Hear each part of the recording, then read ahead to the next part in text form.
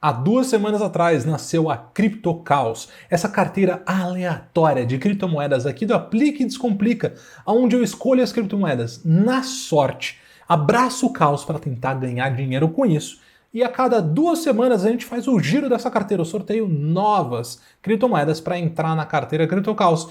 E chegou a hora da gente fazer isso, passou as 2 semanas iniciais, e rolou muita coisa durante essas 2 semanas que eu quero compartilhar aqui no vídeo com vocês. Quero mostrar o resultado do que foi a CryptoCaos durante esse período e também fazer o sorteio aqui nesse vídeo. Então, meu nome é Marcos e bora descomplicar essa bagaça aí.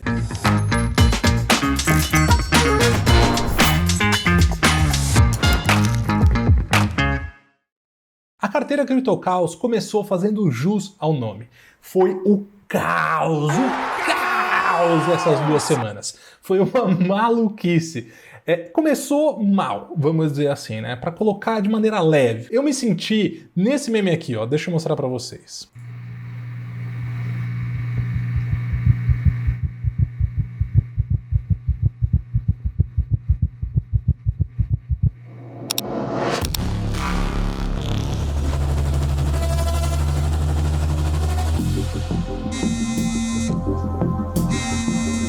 Yes, Bogdanov, Idilit, il bort, you went to all in. dump it.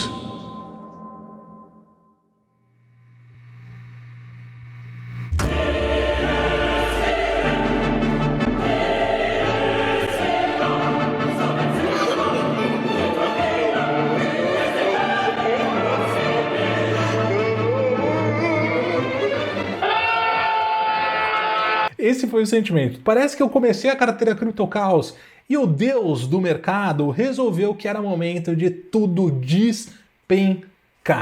Ó, eu quero mostrar aqui para vocês, eu vou fazer uma trajetória aqui do que foi essa linha do tempo, durante essas 2 semanas, olha. Isso aqui foi no dia 20 de setembro, então na segunda-feira. Eu comprei na sexta e no dia que saiu o vídeo, segunda-feira, esse era o resultado da CryptoCaos. Todas despencando.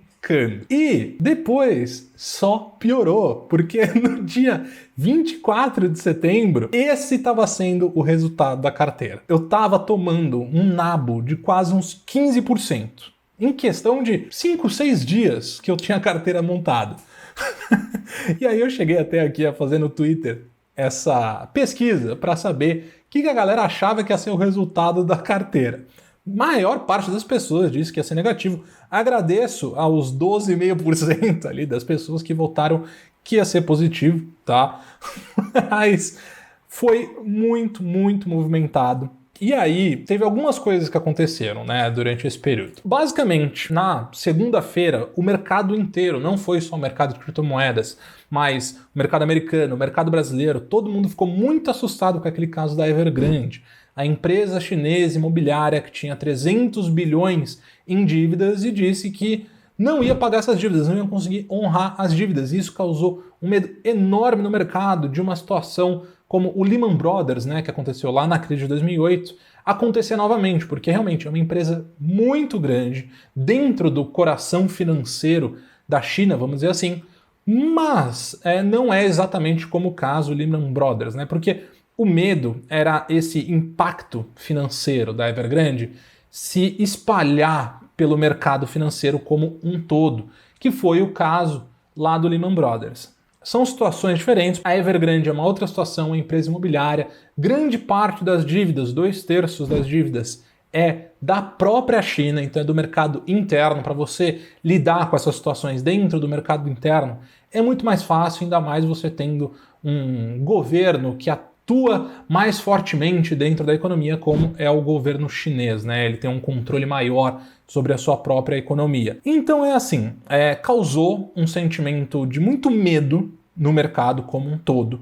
Fez tudo despencar. Se vocês verem aqui, ó, eu vou abrir o Crypto Fear Index, né? Aquele que mede o medo e a ganância, vamos dizer, dentro do mercado de cripto. Bom, então o índice aqui de medo e ganância saiu de 50, que é um nível meio neutro aqui no dia 20, caiu para 27 no dia 21 e atingiu o mínimo de 21 pontos no dia 22. Esse aqui é o mínimo, se eu não me engano, desde julho que o mercado não tinha ficado com tanto medo. Então o mercado corrigiu bastante a alta que ele tinha tido nos últimos meses, né? Mas aos poucos o mercado foi entendendo melhor essa situação da Evergrande, que apesar de muito preocupante, não era um risco sistêmico tão alto quanto se imaginava. Essa situação da Evergrande, ela ainda não foi resolvida, está longe de ser resolvida na verdade.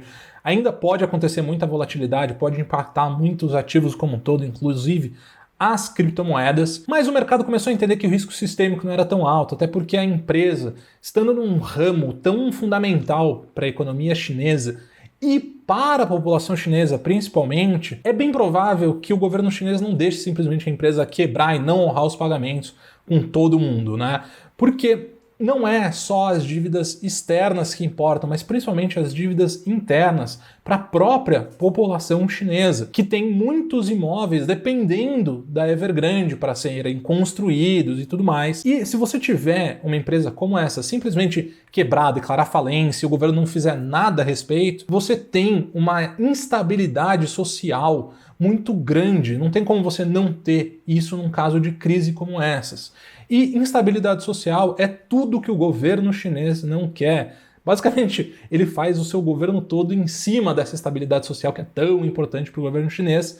Então, o mercado foi se corrigindo aos poucos, foi se tranquilizando, tomou um susto, todo mundo ficou assustado nesse dia. Depois, a própria Evergrande anunciou que ia pagar os juros da dívida que estavam vencendo ali no dia 22, que era para a dívida interna.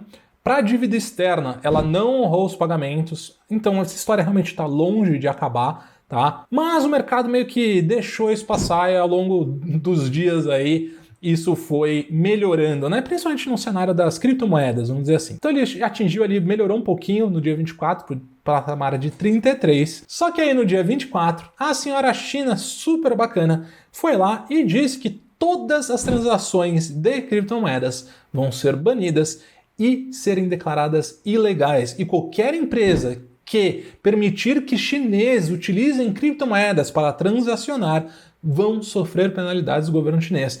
Então, basicamente, aí o mercado de criptomoedas reagiu pessimamente a essa notícia. Não é a primeira vez que a China faz ações como essa, tá? Isso não é novidade para ninguém. Você acompanha o mercado de criptomoedas, você sabe disso.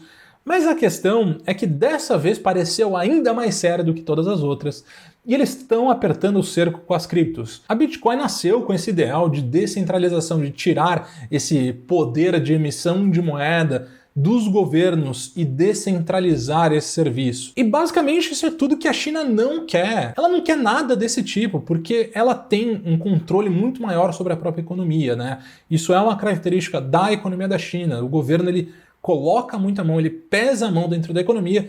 E como que ele vai ter uma criptomoeda ou várias criptomoedas que ele simplesmente não controla? Ele não pode permitir uma coisa dessas e então ele vai pressionar e vai pressionar cada vez mais para realmente parar todas as transações de criptomoedas na China. Aí isso se soma também com esse sentimento horrível que já estava rolando no mercado sobre a tributação de criptomoedas lá nos Estados Unidos, né? A SEC está com esse pedido em análise, né? Ela está estudando como controlar mais essas transações de criptomoedas, que ainda é um mercado muito pouco regulado, vamos dizer assim, né? Até pelo propósito das criptomoedas. E isso já estava fazendo preço no mercado, as pessoas já estavam atentas a essa situação que ia acontecer ali em setembro, teoricamente, né? Essa votação e novos desenvolvimentos iam acontecer por ali. No final, não andou muito, tá? A gente não tem nenhuma grande novidade, mas somando tudo isso, né, deixou o mercado com bastante receio. Basicamente foi isso que movimentou o mercado, deixou tudo uma porcaria durante essas 2 semanas. Então vamos voltar. No dia 16 eu comprei, quando estava ali nos tornos dos 53 pontos, o índice de medo e ganância. Você não sabe nada sobre esse índice, eu já fiz um vídeo sobre ele. Acho super interessante você conhecer. Depois disso ele despencou, ficou nesse modo meia bomba aqui de medo durante essas 2 semanas. Só que aí, nos 45 do segundo tempo, ele deu essa empinada monstruosa e voltou ali para os 54 pontos. Então o mercado ele voltou a ficar mais animado esse mercado de criptomoedas, né, voltou a ficar mais animado, o temor, vamos dizer assim, começou a se dissipar. E grande parte disso é graças a este cara aqui. Este velhinho é o Jerome Powell, o presidente do Banco Central dos Estados Unidos. Esse senhorzinho aqui disse que os Estados Unidos não quer banir as criptomoedas. Ele disse isso dia 30, foi na quinta-feira agora. E isso deixou os mercados animados pra caramba, todo mundo ficou alegre e feliz. Foi isso que aconteceu. E aí as moedas reagiram muito bem a isso. E aí a gente vai entrar um pouco nos resultados, porque tava o pior resultado possível. Quer dizer, o pior resultado possível não, tenho certeza que pode ficar pior, então vamos bater aqui na madeira para não ficar pior do que foi essas 1,5 semanas da CryptoCaos. Mas depois desse senhorzinho, dessa declaração aqui, tudo melhorou. E agora eu quero mostrar para vocês qual foi o resultado final que tivemos. Olha aqui. Este aqui foi o resultado do primeiro giro do dia 17 ao dia 2, que é o dia que eu tô gravando esse vídeo aqui. Então aqui, olha, essa era a carteira CryptoCaos durante as 2 primeiras semanas, durante o primeiro giro. A grande parte das moedas continuou despencando, tá? Menos do que elas estavam, então isso eu já fiquei bem feliz. A única que se valorizou foi a Check, né? A eCash. E basicamente, então, a gente tomou um prejuízo de 7,24 nessas 2 semanas. Considerando como esse primeiro giro da CryptoCaos começou, eu não vou reclamar, tá? Eu não vou reclamar. Eu acho que a gente tem um potencial de melhorar bastante agora nessas próximas 2 semanas que a gente tiver. E aqui, como referência, eu peguei o Nasdaq Crypto Index, como eu falei no outro vídeo, né, no primeiro vídeo da série, e ele variou 0,57. Então, o Nasdaq Crypto Index, ele acaba pegando criptomoedas muito mais estabelecidas, né, com um volume de mercado muito maior do que as criptomoedas que eu tinha em carteira. E, em geral, o que eu já esperava aconteceu, né, que a volatilidade da CryptoCaos deve ser muito maior do que a do índice NCI. Porque é aquela questão, é como você estiver operando no mercado de ações, e uma coisa é você operar comprando o Ibovespa, comprando uma Vale, comprando Itaú, outra coisa é você operar comprando small caps, né? Empresas que têm um volume de mercado muito menor, um volume de negociação menor também, onde esses movimentos de ganância, medo ou notícias, enfim, esses movimentos de mercado fazem o preço desses ativos variar muito mais. E é isso que acontece aqui nas criptomoedas também. Se a gente pegar essas porcentagens, elas seguem quase que na risca o número da criptomoeda, né? Porque assim, quando eu sorteio as criptomoedas, quanto menor for o número, maior é o volume de mercado. Quanto mais longe, mais perto do 400 for o número, menor o volume de mercado dessa criptomoeda. Então, mais ela vai variar. E foi isso que a gente viu aqui. A Check, que é a que valorizou durante esse período, é a de maior volume de mercado. E a Lina e a Aragon, que são as duas que pior performaram, são as com menor volume de mercado. Lógico que isso não é uma regra que sempre vai acontecer, mas essa aqui é a tendência.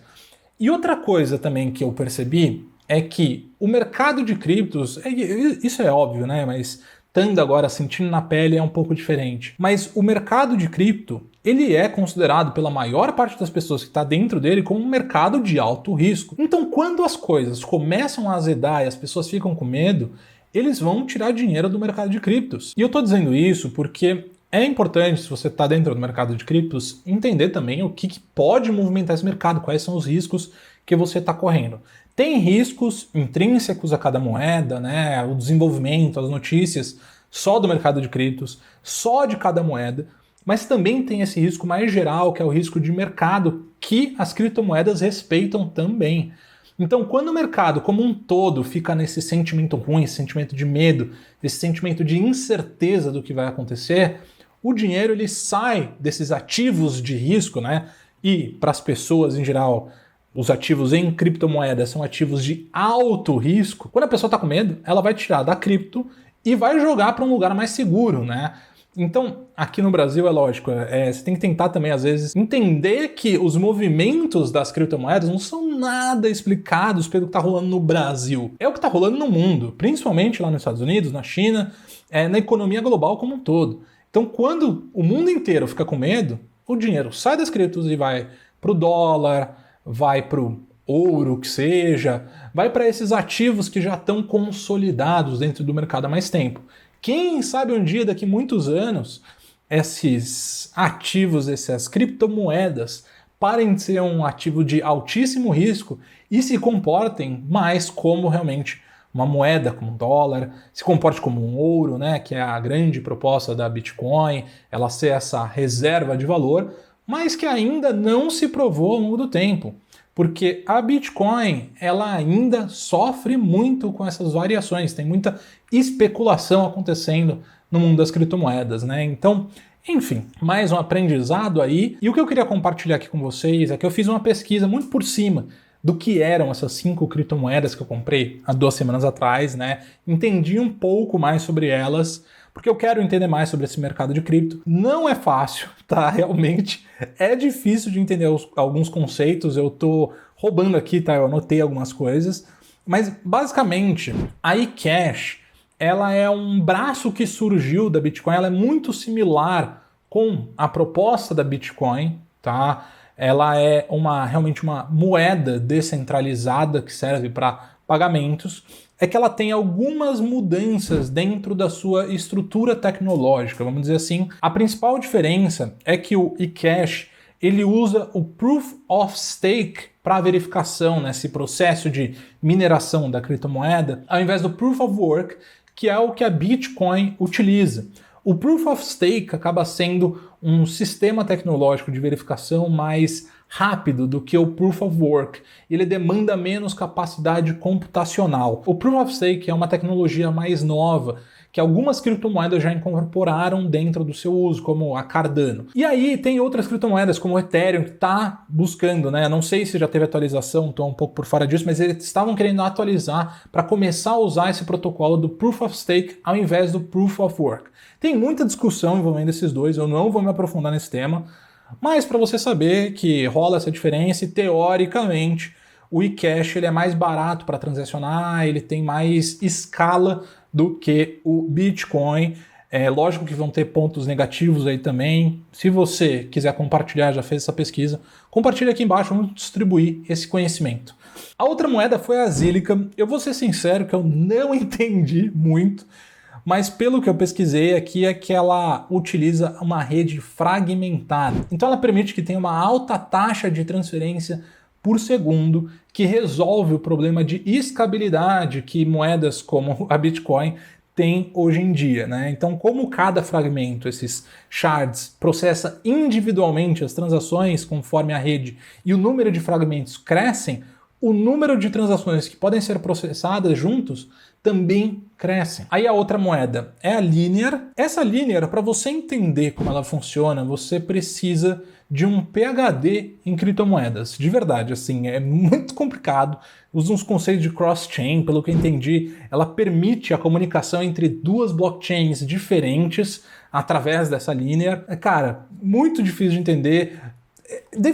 Essas pessoas que querem criar as criptomoedas, eu sei que é uma parada extremamente complicada e difícil de se fazer, difícil de se explicar, mas, pô, tenta explicar para uma criança de 8 anos, assim, sabe? Tenta explicar pro idiota, entendeu? O idiota aqui não entendeu nada do que ele leu. E, cara, eu já tô no mercado de criptomoedas há 1 ano, eu sei que não é muito tempo, mas, pô, eu não comecei agora. Se você entendeu, parabéns, explica pra gente, por favor, que um canal aí pra explicar pra gente, pelo amor de Deus. A Cia Coin foi a moeda que eu mais achei interessante. Dentre essas todas que eu coloquei em carteira, foi a que eu mais entendi, na verdade, né? Basicamente, é um token, né? É uma moeda, vamos dizer, dessa plataforma Cia. Essa plataforma Cia é um sistema de armazenamento em nuvem descentralizado. Basicamente, ele permite conectar pessoas que têm espaço livre no computador com pessoas que precisam alugar espaço. E aí esse sistema, se ele conecta essas duas pessoas, e essas pessoas usam a Cia Coin para transacionar esses espaços de armazenamento. E tudo indica que eles têm um custo muito menor do que esses serviços, né, de assinatura como da Amazon, como da Microsoft.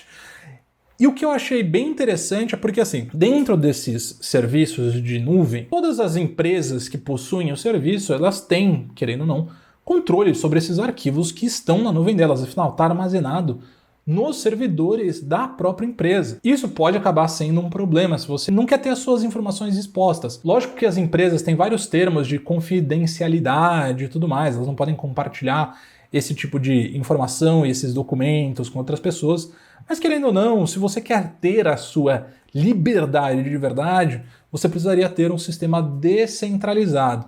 É uma parada bem interessante, não entrei muito a fundo também para saber os riscos, né, de segurança que podem existir, mas achei uma ideia bem interessante. E a última era a Aragon. Ela é uma plataforma descentralizada construída na rede Ethereum que oferece uma maneira modularizada de criar e gerenciar dApps, criptoprotocolos e organizações autônomas descentralizadas, os DAOs. Pelo que eu entendi, essa Aragon ela permite com que você crie esses programas descentralizados dentro da rede Ethereum de uma maneira mais fácil, né? Basicamente ele abre as portas para esse sistema de programação, né, que é o Solidity, dentro do Ethereum. Foi isso que eu entendi, não sei se de novo, esses conceitos são bem complicados de entender.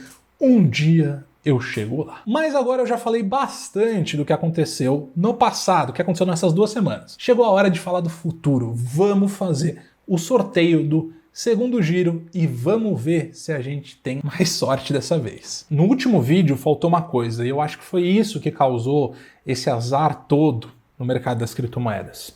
Faltou eu pedir aqui pro Torinho para, por favor, ajudar a gente. Ajuda nós, Torinho, por favor, tem que passar aqui um pouco a mão nele para dar sorte. Ele vai ajudar a gente nessas 2 semanas a fazer esse mercado de criptomoedas bombar. Vai sair uma notícia aí que a Amazon vai aceitar pagamento em Bitcoin. Vai ser uma notícia desse naipe. A gente vai bombar de lucro. Não precisa ser todas, não. Pode ser só 1 ou 2 ali das criptomoedas subir uns 60%. Para mim, tá bom. E lógico, pedir também aqui ao Deus da Bitcoin para ajudar a gente. A gente tem que começar a fazer essas mandingas, vamos dizer assim, de sorte. Vamos ver se vai dar certo. Chegou a hora de sortear a nova carteira CryptoCaos. Já tô com o sorteador aqui aberto, mas eu estou fazendo isso ao vivo com o pessoal aqui do Instagram, por isso que eu vou estar com o celular em mãos aqui para você no YouTube não estranhar. Se você quiser, me segue lá e aí você já saber, antes de todo mundo, qual é essa carteira que eu vou ter durante a próxima semana. Vamos clicar agora. 5, 4, 3, 2, 1. Vamos lá, Torinho! Vamos! Me ajuda, pelo amor de Deus! Qual vai ser o primeiro número? 344. Caraca, velho! Não. Meu Deus! Ai, caraca, bicho. Bom, eu vou fazer o seguinte, agora eu vou checar quais são essas criptos e vou levar... eu vou ver se tem lá na Binance que eu estou usando para comprar as criptos, né? Quero ver se tem essas aqui para eu comprar lá, senão vou ter que sortear mais algum número. Bom, a 364, a 344 e a 210 não tinham para negociar na Binance, então eu vou ter que fazer mais um sorteio aqui. Deixa eu mostrar para vocês, de 3 números, né? Então eu vou sortear agora, já vamos mais rápido dessa vez. Então 277, 132 e 222. Vamos ver se tem agora na Binance. Vou tentar procurar um jeito melhor de fazer isso, né? Mas por enquanto a gente vai seguir desse jeito, tá? Eu sorteio, vou no CoinGecko, pego quais as criptos são e depois vou na Binance ver se elas se elas existem para serem negociadas lá dentro, tá? Então aqui, olha, essa era a carteira CryptoCaos durante as 2 primeiras semanas, durante o primeiro giro. E essa agora vai ser a segunda carteira CryptoCaos. EOS, Nano, Reef, Steam e Orchid. Então aqui, já deixei na planilha, para vocês saberem, o próximo sorteio vai acontecer no dia 16/10. Me segue lá no Instagram para acompanhar mais de perto o que está rolando. E vamos ver o que vai rolar. Eu já sorteei, já comprei os ativos da segunda carteira, e eu preciso te dizer que é um pouco mais complicado do que eu esperava. Esse mundo de criptos pode ser meio complexo. Ficar operando essas criptomoedas é um pouco complicado porque, por exemplo, dessa vez eu não consegui transacionar em BUSD. Teve 2 criptomoedas que eu tive que trocar o BUSD por Bitcoin para aí sim conseguir comprar essas criptos. Então, o que eu notei é que, na verdade, eu talvez tenha que usar sempre Bitcoin. Então, ao invés de eu ficar fazendo essas trocas todas que eu estou fazendo, eu deixo tudo em Bitcoin. Toda vez que eu comprar as moedas, eu uso Bitcoin para comprar e vendo em Bitcoin. Isso eu acho que vai facilitar a minha vida e vai facilitar para eu também calcular o quanto eu estou ganhando, né? Todas as semanas e tudo mais. Porque quando eu coloco no cálculo, se eu transformo tudo para reais, isso acaba complicando o cálculo. Porque eu acabo, por exemplo, eu comprei BUSD para comprar as criptos. Quando eu vendi, eu devolvi para BUSD. Só que o BUSD está em USD, então está em dólares. Então, na verdade, o meu dinheiro ele não está redeado. Eu estou sofrendo a variação das criptos e a variação do dólar. Eu estou sentindo essas duas coisas quando eu converto para o real. Então, eu estou pensando em deixar tudo em Bitcoin e calcular tudo na base Bitcoin. Esquecer os reais. Esquecer eles não existem mais. Vivo só de Bitcoin a partir de agora aqui na CryptoCaos. Então, como vocês podem ver aqui, eu estava usando a base ali, o início, né, em reais e o final em reais. Eu vou estudar para ver se faz sentido para no próximo já deixar tudo em Bitcoin. Mas é isso, a CryptoCaos Giro 2 está montadíssima, pronta para voar. Eu tô sentindo, vocês não estão sentindo? Eu tô. Então, enquanto o meu dinheirinho vai se valorizar pra caramba, eu vou deixar você aqui com outros vídeos do canal sobre economia e sobre criptomoedas e jogos NFT. Então, clica aí e a gente se vê no próximo vídeo.